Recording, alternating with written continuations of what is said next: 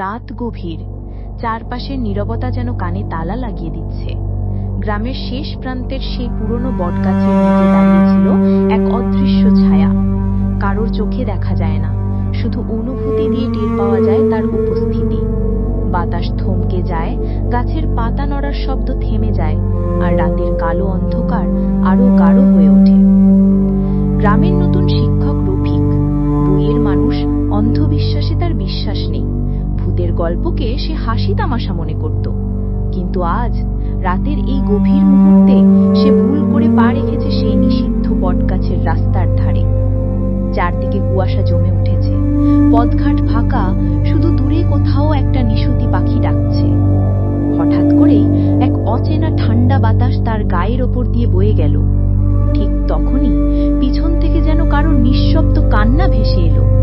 কান্নাটা এমন যেন শত বছরের এক বিরহের সুর। রফিক থমকে দাঁড়ালো, তার শরীর জমে গেল, কিন্তু সে সাহস করে ধীরে ধীরে ঘুরে তাকালো। কেউ নেই, কিন্তু গাছের ছায়া যেন আজ অন্য রকম। বটগাছের ঝুলে থাকা শিকড়ের ফাঁক থেকে কোথা যেন উকি দিল এক ফ্যাকাশে মুখ। চোখ নেই, মুখ নেই, শুধু অন্ধকার ফাঁকা একটা অবয়ব।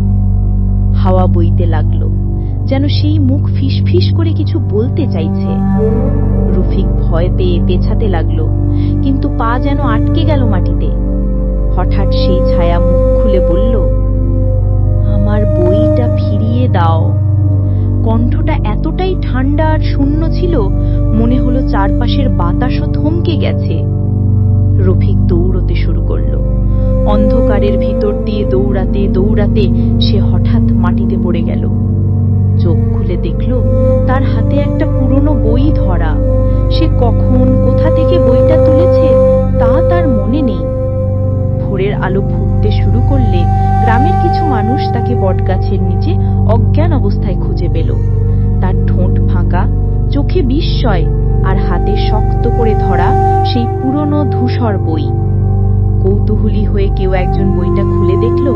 প্রথম পাতায় রক্তের মতো লাল কালি দিয়ে লেখা, মৃত্যু কখনো ভুলে যায় না।